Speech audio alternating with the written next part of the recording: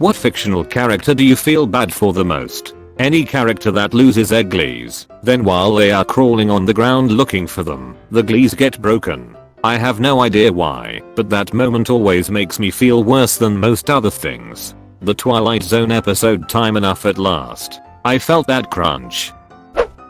Why is everyone so mean to Charlie Brown? Also, Courage the Cowardly Dog had to put up with a lot of BS.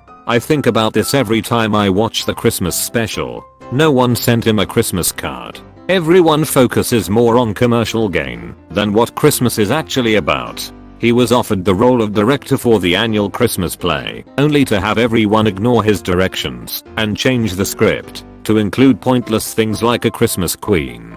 He decides to go get a Christmas tree to improve the mood, only to be told to get a shiny fake tree. He picked the sad little tree because he empathized with it and because it was the only real one in the whole lot.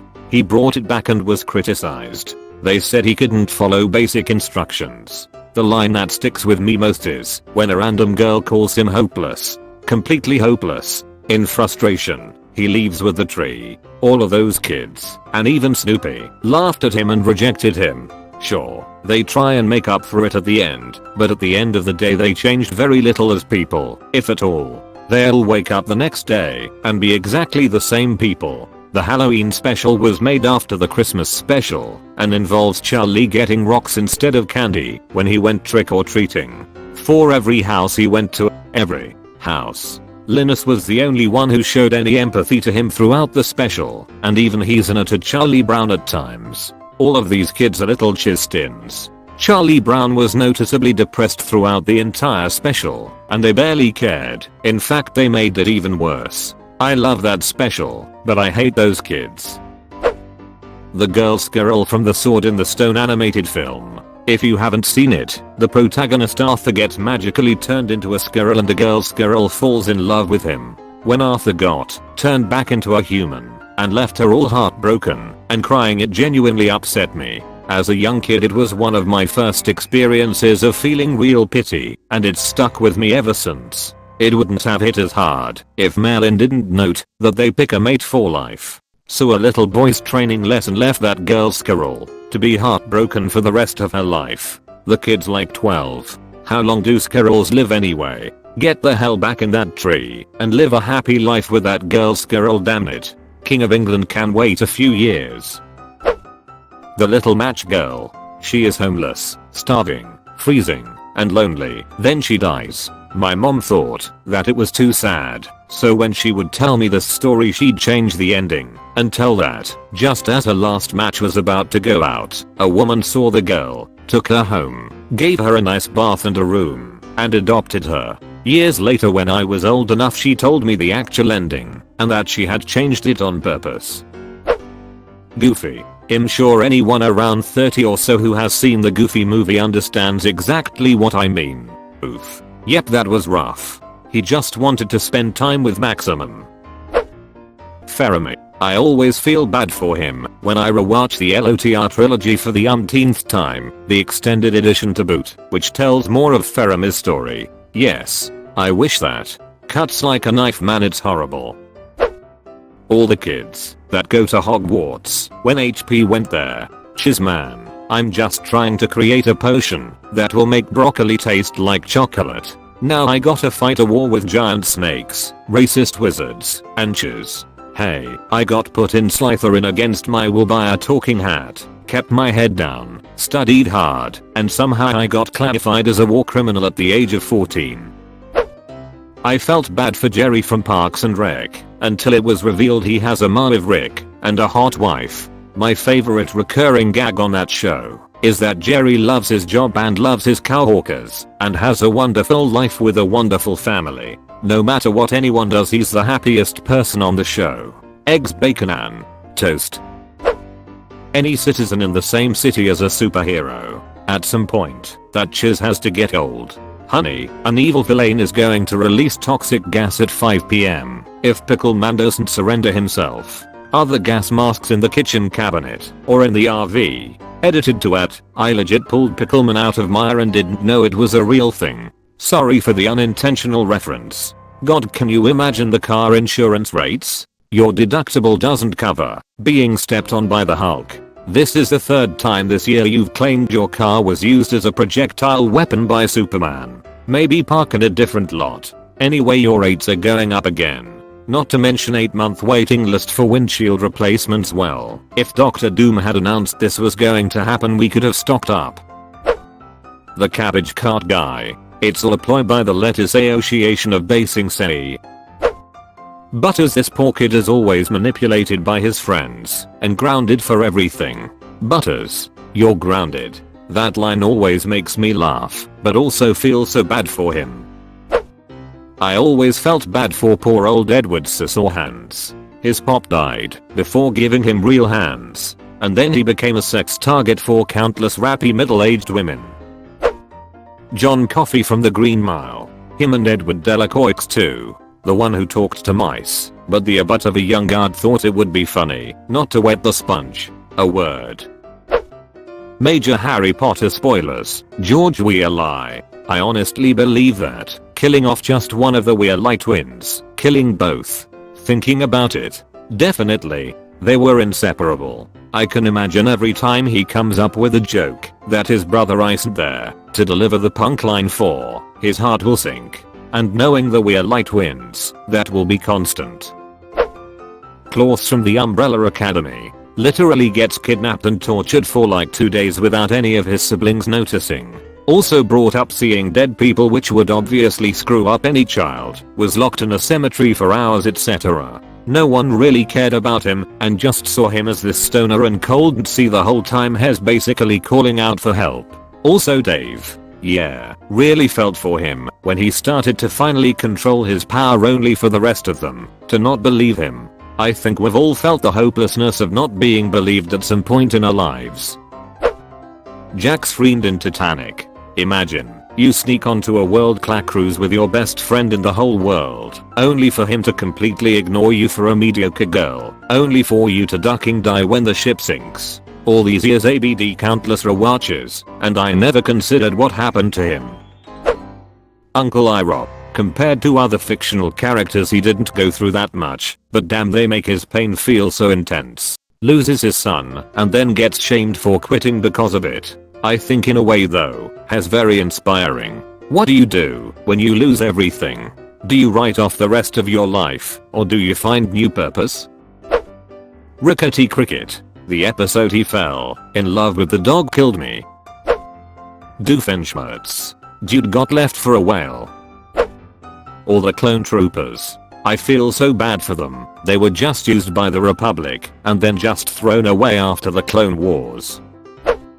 Jess Pinkman. AHH man. Life just would not let him sort himself out. He wasn't really bad, just broken. The bit where he covered for his kid brother's drugs, I think that was the real Jess. Todd in the episode of Community, where they divide into study groups. No offense. None taken. A single teardrop running down his face. EI or depression sucks. I was scrolling specifically for this comment, and I also remember this, which makes me feel a little better. He had friends who liked and accepted just the way he was and included him on all their adventures together. Everyone deserves friends like that. The Squirrel in Ice Age. Poor fellow just wants his Akon. We were just watching this with my 5-year-old and my husband says he's some kind of squirrel rat. Oh my gosh, that's why his name's Scrat. And I just laughed because I never realized that either. Ice King from Adventure Time. All the man wants is someone to love. I mean, yes, he is going about it in the worst way possible, but still, all he has is his penguins. Edit. Thanks for the awards. Marceline too. She lived through a nuclear war and her entire world was destroyed, and the one person she could rely on slowly goes insane. Sydney Prescott. She's had, what, 8 different serial killers after her? Pretty much everyone she's known or dated has been brutally murdered. And all because she did nothing. She did nothing to deserve a life of torment. But wait, there's more. Another Scream is coming, so far only Dewey is confirmed. The brother and sister from the Grave of the Fireflies. That's based on a true story. The only difference is the brother didn't die, but went on to write the story plagued with guilt for not being able to save his sister. That one lady who gets picked up by the pterodactyls in Jurassic World and then almost drowns before getting picked up again, only to be eaten by a mosasaurus. All she did was say her fin cold and have a bachelor party. You know that had to be a writer trying to get back at his fiancée for not allowing him to have a bachelor party, so he figured he'd kill her fictionally. Squidward was anything sadder than when he had to firmly grasp it. Frodo. He ends up burnt out with severe PTSD, a missing finger, lasting blade venom and spitter bite toxic shock. His achievements are unknown in the Shire. He remains a casualty of the War of the Ring. His achievements are known throughout much of the rest of the world though. When Aragorn says you bow to no one at the end of ROTK, everyone bows to them. I'd imagine tales of folklore were established for them after the war as well, because Aragorn and the Fellowship know just how much the hobbits did to end the war. Plus on top of that, Frodo wrote a book that told the whole story, so I'm sure that got pushed around eventually. Who needs the people of the Shire anyways? They didn't even know a war was going on. Herschel Green in the Walking Dead comic. Lost his eldest kids to walkers, goes to the prison, youngest kids get beheaded, and then during the attack on the prison, his last son gets shot and killed as they are trying to escape. Gives up on life and begs to be killed! Exclamation mark. There are so many characters you could say the same for, but I'm currently rereading it, and his character is among the most tragic. The whole prison war is just ducking brutal. Teddy from Westwood. Poor guy has been treated like chiz by everyone. The Marsden curse. Mace Hoos. R.I.P. Hoos. He dug too deep for the boys, but I believe he didn't regret a thing besides not being around for his daughter. Joey Tribbiani. Everybody gets a character development except for him. He gets dumber and dumber, and it's just sad. Edit. I remembered watching great video essays about Friends by a YouTube channel called The Take. Here is Joey's. If we all look at 321, we all realize Joey is always a thoughtful friend. Thus, I'm so sorry my fellow redditors, but there goes the argument of Joey's development in the last seasons. He is always the way he is. He just grows old, that's all. Yowto. It's how most shows go. Characters only end as caricatures of themselves. First season Joey wasn't a total idiot, but he was the dumb one. So, that's what he became. Gotta get them cheap laughs. Tom Robinson from To Kill a Mockingbird. I also feel bad for Boo Radley. Poor guy gets treated like crap by his abusive family. Azula. Don't get me wrong, I still hate her guts. But her and Zuko are examples of how chisty parenting can differently duck up your kids. Yes, whenever they brought up her mom and how slowly she was breaking down the last season, I always saw her as the most powerful character, so powerful only she was able to take herself down. Will from Stranger Things. His childhood is ruined by traumatic events, and when he finally comes back his friends are too busy being in love to care. The entire third season he's just trying to play D&D. It's infuriating. Deleted.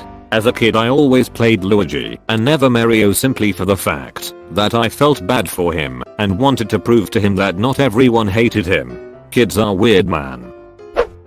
Ocarina of Time Link. Poor dude lived a tragedy. In BOTW Link lost, fell asleep for 100 years, woke up with all of his friends dead because of him, and is expected to fix everything.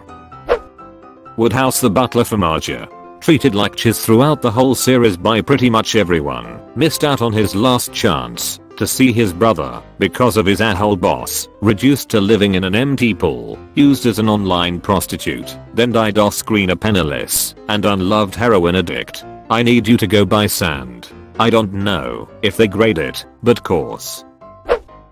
Tom from Tom and Jerry edit. Wow, a lot of updates and Jerry hate. There are some episodes where Tom got his butt handed to him when he didn't even do anything, and I feel bad for him. The show glorifies Jerry way too much. Alucard from Castlevania. Alucard will always annoy me because I didn't realize until SSBU that his name is just Dracula backwards. The monster from Frankenstein, the novel. The monster is born, and Frankenstein immediately runs away because he made him too ugly. The monster literally only wants to be loved. He falls in love with a family who then reject him. When they meet him, he goes mad with grief and destroys their home, then flees in shame. He finds his creator and asks him to make one more creature, a female, like him, whom he can be with. When his creator refuses and ultimately dies, he declares that he has no purpose anymore and swears he will burn himself to death so that their cycle of misery can be over. He states that he will relish the flames as they kill him because the agony of death will bring him sweet release! Exclamation mark. Yondu from Guardians of the Galaxy. He ended up truly caring about Quill and the others. He sacrificed himself to ensure the safety and well-being of the others. I also loved that he called Groot Twig. I cried when he died.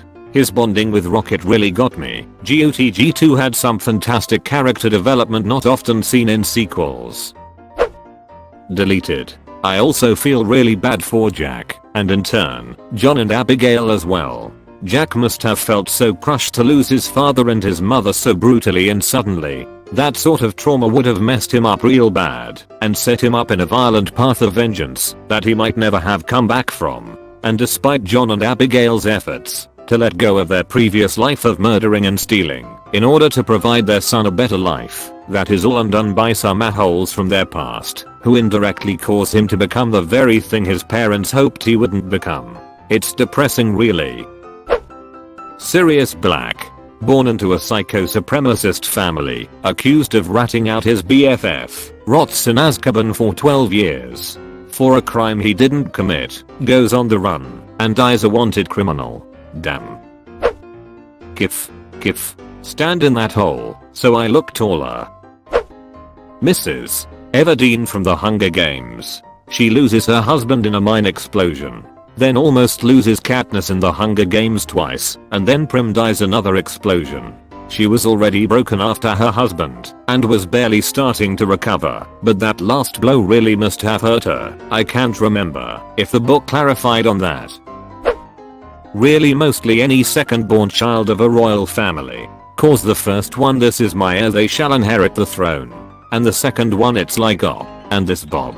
And then wonder why Bob is such a mess. And then the heir has a son then dies before the son is of age. Now Bob has to be king for a while, then the power goes to his head, and we all know how that ends.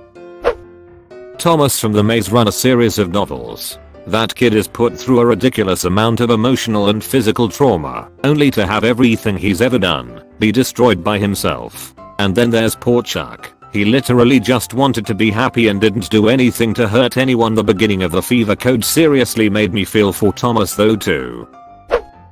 Fry's dog, Seema. They later retconned Jurassic Bark so that Seema gets to live out a normal life with Fry's time travel clone, Lars. Megamind, Arlo. The dude with the ice cream in Lilo and Stitch. This carrot paw dude just wants some mint chocolate chip ice cream, damn it. Neville Longbottom. His parents are alive, but were tortured into insanity by Bellatrix when he was a baby. He never mentions them, and there's only one scene in the books where Harry gets a proper glimpse into Neville's life during a visit to the street Mungo's hospital. Neville's parents are completely lost and don't even seem to recognize their son. I just find it incredibly poignant that what is ostensibly a comic relief character has such a tragic backstory, but in spite of that, in the face of deadly adversity, overcomes his fears and becomes a hero. I feel bad for Neville, but at the same time I'm proud of him and really like his character. Much like Peregrine Took or Pippin, I feel like he has the biggest character arc of the entire story. Both are pretty underrated characters to me. Anakin Skywalker. Looking for this. You can also say Obi-Wan too. Hell, even Maul. Zuko. He turned out better for his experience, but that shouldn't have to have happened. My heart broke for Zuko since the beginning. When I rewatched Atla recently, I literally sobbed in the scene where Zuko stands in the thunderstorm begging at the sky for lightning to strike him to practice his lightning bending. It was like the first moment you see Zuko as a real human, teenager, and not just an avatar hunting robot. He was so hurt. Just a kid who wanted to be loved like the rest of us. Strike me. Yeah, I've never held back before. That chiz hurts. The Ended Dragon. Imagine being the last of your kind and pregnant. Then some random dude comes to your home and slaughters you. Imagine being infinitely reborn by 4 crystals that were supposed to keep you alive, only to be slaughtered. Again and again, forever. That final swing of your sword that kills her, and she crackles and all the XP drops is really satisfying. But I always realize I've just killed the last of her kind. I say last of her kind, because the egg doesn't hatch, and I always wished that would be a thing. Rue. I may or may have not cried when I read her fate. The fish from SpongeBob who is always hurting his leg. Like, at this point it's not just a series of coincidences, it's a full-blown curse, as whenever his leg recovers it is injured almost immediately after. When will the final injury ensue, and he will be forced to amputate? Will we ever know? His life is a perpetual chain of events resulting in pain and suffering that cannot be stopped. Neville from Harry Potter. He is bullied by his peers, his grandma, his parents are in a mental ward, and on top of that his teacher in year 4 for defense against the dark arts was one of the people who put in parents in the mental ward. He is tortured and beaten by Death Eaters, and the cherry on top he had to lead a rebellion in Hogwarts by himself. Stress LVL 20. So true. He always had trouble with his wand because it didn't choose him, it was given to him. Neville was a hero. Meg Griffin from Family Guy. Her family is insanely neglectful and abusive. She's bullied by everyone for no reason, and it seems like the universe just hates her. It's why she was one of the 3 characters whose name is part of the character trope titled Megwood the Wizard. Meg and Squidward, but who makes up the 3rd? I didn't see any info on that when I looked it up. Helga from Hey Arnold. My all-time favorite character. I don't justify bullying, but damn, that young lady is complicated and unlucky. It feels like Hey Arnold cartoon was completely revolving around her story, not Arnold's. Probably Captain Rex. He spent 3 years fighting for the wrong side without even knowing, until it was too late. Then all his brothers turned on him, and his one friend through it all was Ahsoka, who he had to say goodbye to, not knowing Anakin or Obi-Wan's fate, but knowing that all of his clone friends had turned evil, or died. Not to mention Fives, Vaughn, and Inel dying all around him. Lenny from Of Mice and Men. Was going to say Lenny. At least he got to see the rabbits. Logan from Veronica Mars had one of the most absurdly terrible lives, and I'll be upset about it forever. I want to list details, but not sure what the statute of limitations is on spoilers, so just trust me on this edit. I learned how to do the spoiler tag. Also, thanks for commiserating, friends. It helps to share the pain. Seriously, even season 1 alone is enough to make his life heinously traumatic, and things do not improve. Greater than sign exclamation mark. His girlfriend cheats on him multiple times, including, but not solely, with his abusive father. Have you ever thought about the fact that Lily must have known about the abuse, who then murders her? His alcoholic mom kills herself. He is saved from suicide only by being beaten up and framed for murder, which many people will always believe he committed. His next girlfriend and the love of his life leaves him for his best friend, who later abandons him and leaves entirely. Yada yada, lots more angst. Finally has a chance at happiness, marries the love of his life, murdered before he can even go on the honeymoon. He got like one nice afternoon. I'm so mad thinking about it again. Exclamation mark.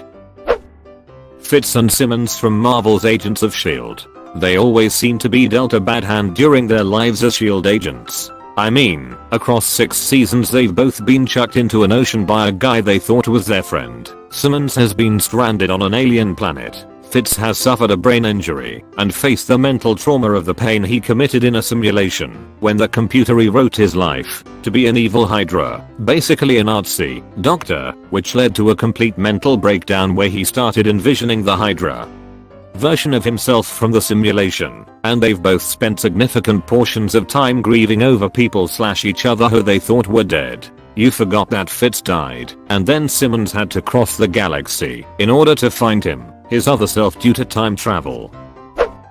Plankton. The dude is smart enough to cure cancer, and he wastes all his time trying to steal a sandwich. Celia Foot from The Help. She broke my heart. I love her so much. Did you read the book? Despite everything that happened to her, she was such a strong woman. She was so loyal and cared so much about Johnny and Minnie. Nebula, MCU. Kidnapped as a child and Stockholmed by the Mad Titan who also murdered everyone she had ever loved. Then, forced to continuously fight her sister who she just wants to love. Instead her sister kicks her over and over again, the result being she is tortured for her failure, and then another piece of her body is brutally removed and replaced with cybernetics. She just wanted a sister. Her life now is two different dichotomies existing simultaneously. A sister she wants to love and yet must defeat, and a father she desperately wants the approval of, yet she would do anything to kill him. She spends her life imprisoned by her own emotions or literally imprisoned by outside sources. She finally connects with her sister amidst the most desperate time of the universe only to then accidentally bring about the scenario where she must now murder her own damn self. Karen Gillan has played her brilliantly. Nebula is easily one of my favorites in the MCU. Can't wait to see what's next for her. Anakin Skywalker. All he cared about was keeping Padme safe, and when he needed help with it the most, the Jedi just told him to let his attachments go and accept that she would die. So he makes a deal with the Star Wars equivalent of the devil to save his wife, and it costs him everything until all he has left is the attachment he has to Sidus. Until all he has left is the attachment he has to Sidus, also known as the old man who has been grooming him since he was 9. Guts. From birth he came from the womb of a dead woman. His only motherly figure died of syphilis, causing his own father figure to sell him off towards his comrades for sex. His own father figure beaten him in a sickly rage, causing Guts to run away from home and go fight as a young merc. He then met a group of other soldiers and then founded happiness. And then Guts wanted to leave and go find more battles, causing the leader of his friend group, Griffith, to duck and go complete nuts. Fornicate with a princess, getting captured and causing Guts to come back and save him. Griffith was so beaten up, destroyed, and tortured he traded Guts and his friends for power of a god from actual gods. Then Griffith raped Guts' girlfriend, Casca, right in front of Guts, and Guts lost his arm and his left eye. He literally has been through hell and back and has to deal with madness. If anyone who seriously needs a happy ending, it's Guts from Berserk. Too far down for my boy Guts. But that's lots of spoilers for someone who may want to read Berserk. Rickon Stark. Man, if only he had zigzagged. Ted from Scrubs, the hospital sad sack. R.I.P. to Sam Lloyd. He did such a great job portraying Ted. Buffy Summers. After saving the world repeatedly, her mom died of a brain aneurysm, and the scene when she finds the body always makes me cry. Mommy. Such a heartbreaking scene. Everyone that had to support that freeloading piece of chiz Grandpa Joe /r/ Grandpa Joe. Jerry from Parks and Recreation. That man has the biggest penis I've ever seen. Kandra. Cursed to tell only true prophecies, but never be believed. Foresees the fall of Troy and the realization that her own wedding can never come to be. Fictional character I feel bad for the least is Earwiker in Finnegan's Wake, with his endlessly recurring nightmare apparently triggered by a past experience when he was arrested for peeping at chisting prostitutes. Charlie Bucket, because his grandfather, Grandpa Joe, spent 20 years bedridden all while Charlie and his mother slaved to take care of, cook, fetch tobacco, and feed him. Once Charlie won a golden ticket, Grandpa Joe immediately jumped out of bed literally dancing, because he realizes this is his chance to get rich at the expense of someone else, Charlie. The remainder of the movie involves Grandpa Joe promoting stealing, blindly signing contracts without reading the fine print, as well as drinking and disobeying the factory owner's behavior requirements. Long story short, Grandpa Joe is the biggest fattest piece of chiz on the planet. IDK if this subreddit is still active, but around the time of my high school drama club production of this book/movie/play/musical I stumbled on r/Grandpa Joe. Had I liked the name correctly. Darth Vader. A slave from birth. Slave boy. Slave to the whims of the GD. Slave to the Senate. Encaged in a suit of darkness, filled with rage and regret and hate. Manipulated from birth, because he wanted to save his loved ones. Hell, even his inception was willed by someone else for nefarious purposes. Toby Flenderson. The joke's on you, golden face. That man was a wanted animal rapist. Oh my, you watched until the end? That's fucking awesome, dude. Thanks for watching.